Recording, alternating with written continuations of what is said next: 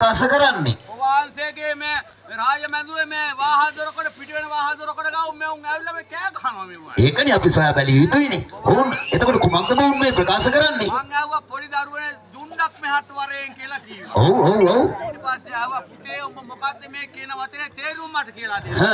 හා මේ අපි මේ තරුණ වයසට ඒ පොඩි දරුවෝ කියන්නේ මේ කතාව. ඔව්. අපේ තරුණ වයසට පත් වෙන අපේ කෙරුම් ඉතින් කට්ටියගේ මේ කෙරුවාවල් ඉදිරි හා ඒකයි මේ කියන්නේ. ඒකයි මේ කියන්නේ. ඔව්. අවසර දයාවාස තරුණ කට්ටිය කියන්නේ ඊටත් වැඩි අවුරුදු තරුණ කට්ටිය. ඔව්. අසෙපොත අතේ තියාන කියන්නේ අපි කෙරුවොත් හිරේ තමයි. ඒ කියන්නේ විරෝධයේ පාපුවාම තරුණ කොට්ටාස සිරමැදිරිගත කරනවා ගෙනල්ලා. වහන්සේ මේ තරුපුරුෂෝ යාළුව වහන්සේ මරලා දැම්මොත් එහෙම. ඔව්. ඒවට මම මරලා දැම්මොත් එහෙම. ඒ වුණත් තවත් රටේ අපේ ඔබ වහන්සේගේ රාජපුරුෂ අරන් ගිහලා මේකට සිපිරිගේට දානවා කියන එක. දානවා සිරගත කරනවා නේ. ඊට පස්සේ ආවද උපාසක අම්මලා. ඒකට අපහාස කරන අපිත් වයසට එන අය අම්මලාත් ඒ වයි තමයි. වයසට යනවා නේ හැමෝම. මොකද්ද දැන් ඔවුන් කියන කතාව? මුන්දලා කියලා අපේ කේයෝ කේයෝ යයි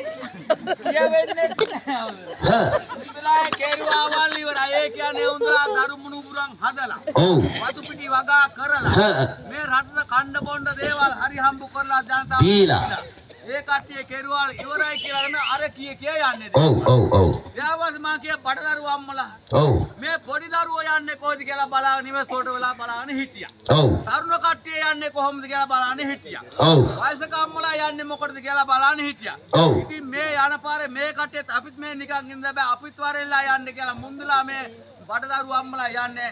කවුරු කළත් අපි මෙහෙමයි කියන ඔබ වාසේ මේ රට පාලනය කෙරුවා. ඔව්. මම රට පාලනය කෙරුවා. ඔව්. තව රජ කෙනෙක් රට පාලනය කෙරුවා. මේ වැඩලා තිරපතෙන් ගොඩ ගන්න බෑ කියන එක තමයි ප්‍රකාශ කරන්නේ. අපහාස කරනවා නින්දා. නෑ. ඔවුන් ගැන සොයා බැලිය යුතුයි.